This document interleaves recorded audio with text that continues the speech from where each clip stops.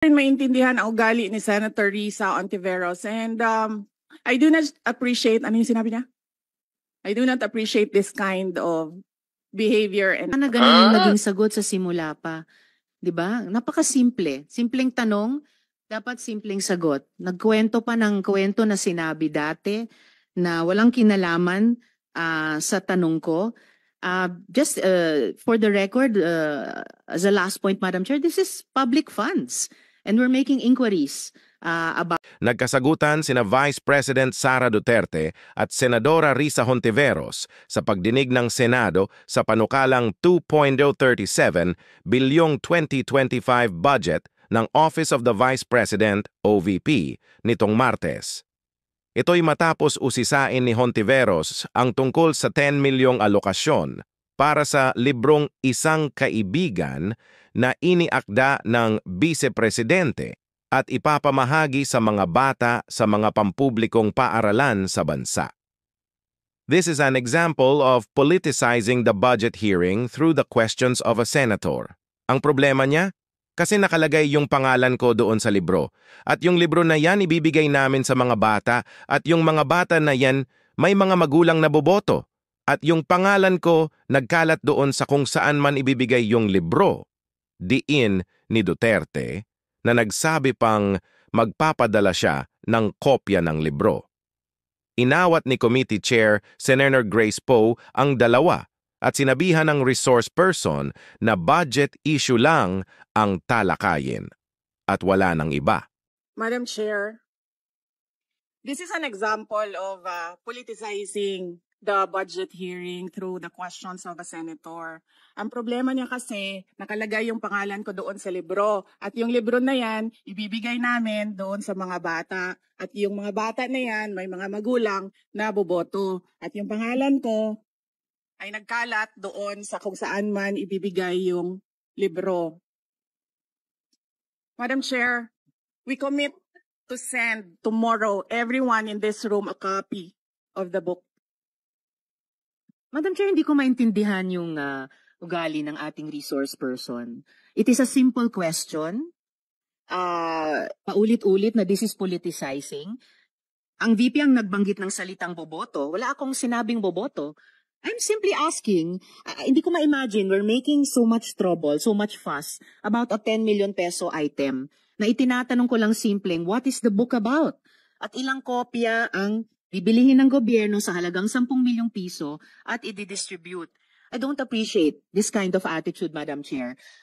Usually, ang resource persons natin ay nagbibigay ng parehong institutional courtesy sa legislature na ibinibigay natin sa executive. I don't appreciate this kind of attitude. Do you have Madam Chair? Yes, Madam Chair. Hindi ko rin maintindihan ang ugali ni Senator Risa Ontiveros, and I do not appreciate, ano yung sinabi niya? I do not appreciate this kind of behavior and attitude. Madam Chair, noong 2016, tumatakbo si Senator Risa Ontiveros na senator, nakailang talo na siya. So, Dalawa, Madam Chair. okay, dalawa. Natatakot siya sa pangatlong talo niya, kaya pumunta siya sa Davao. Humingi siya ng tulong. Tinulungan siya ng isang kagawad ng Davao na ngayon hindi na siya sinusuportahan. Humingi siya ng tulong sa akin, thinking na hindi mananalo si President Rodrigo Duterte. Kinausap niya ako ng kinausap doon sa law office ko sa Davao City. Sabi ko sa kanya, o sige, tutulungan kita. Chinika niya ako ng chinika. Tapos umalis siya. Siyempre, hindi naman siya tumutulong kay Pangulong Duterte. Hindi din totoo yung sinabi ko na tutulungan kita. Tinext niya ako. Pwede ba akong mag-follow up sa hinihingi kong tulong sa boto dyan sa Davao City? So sabi ko sa kanya, okay, sige. So, tinawagan ko at sinabihan ko at pinakiusapan ko ng pinakiusapan si former Congressman Milen Garcia. Sabi ko sa kanya, kung tulungan mo ito, bigyan mo na lang ng ilang barangay mo at ilang mga leaders mo. Ayaw pa siya tulungan ni former Congressman Milen Garcia. Pinakiusapan ko ulit, kung please tulungan mo na lang. Nanalo na siya, at nung nanalo siya, anong ginawa niya? Siya ang pinakaunang umatake kay President Rodrigo Duterte. Anong tawag sa ugaling ganito? With due respect to our resource persons and also our colleagues, I think this doesn't really.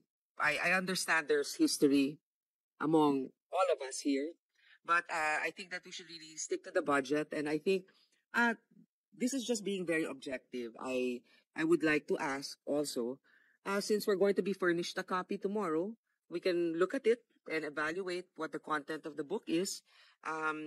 But maybe just a general, we won't ask line by line, ano ba yung libro na yan? But tell me, is it for good manners and right conduct? That's fine. Is it science? Is it history? So maybe just a general one, so we can just answer it. Because I understand that every office will have its own advocacy and initiative. So, but then, I don't think it's also wrong for us to be curious what it is about. So just a general one. Any of the undersecretaries can tell me what the topic of the book is? Is it history? What is it? Madam Chair, the explanation is in the title, Isang Kaibigan. It's about friendship. Okay. Then that's for the record. It's about friendship. Madam Chair, just a last point. Okay. So, kung sana ganun yung naging sagot sa simula pa, di ba? Napakasimple. Simpleng tanong, dapat simpleng sagot. Nagkwento pa ng kwento na sinabi dati na walang kinalaman sa tanong ko. Just for the record, as a last point, Madam Chair, this is public funds. And we're making inquiries about them. Budget hearing po ito. Hindi po lahat about you. Pera po ito ng taong bayan. Okay. For the record, I Madam think Chair. that is Thank not you, yet Madam Chair. personal, but I Yes. understand the emotion is high. But Natanggap na ngayong araw ni Senadora Risa Hontiveros ang libro na Isang Kaibigan ni Vice President Sara Duterte. Sinilip ng Senadora ang nilalaman ng libro, ngunit hindi pa niya ito nababasa. Samantala, desidido naman si Hontiveros na hindi palusitin ang 10 milyong piso na hinihingi ng Office of the Vice President para ipamahagi sa 1 milyong estudyante sa kanilang panukalang pondo sa susunod na taon. Iginiit ng Senadora na hindi tamang paghiling kapag may sinulat na libro ang isang opisyal ng pamahalaan at hihingi ng alokasyon upang malathala at maipamahagi ito. Narito pa ang bahagi ng pahayag ni Senator Risa Hontiveros. And as for the 10 million peso item para sa libro, well, I think in principle, improper, request yan. Dahil kung meron kang sinulat na libro, kung ikaw ang sumulat niyan, hindi dapat gamitan ng government funds at taxpayers' money para ipamudmod. I think it's a proper item for realignment. Ang pagpapadala ng libro ni Vice President Sara kay Senator Hontiveros nang matanong lamang ng senadora ang tungkol sa libro kung saan may nakalimbag na pangalan niya sa harapan ng libro. Dito nag-init na si Vice President Sara at sinabing isang halimbawa ng politicizing ang pagtatanong ni Senator Hontiveros. Iginit naman ng senadora na simple lamang ang kanyang tanong patungkol sa libro na ipinamamahagi sa mga bata. Ngunit bakit paulit-ulit daw na sinasabi ng Vice Presidente ang politicizing sa naturang usapan?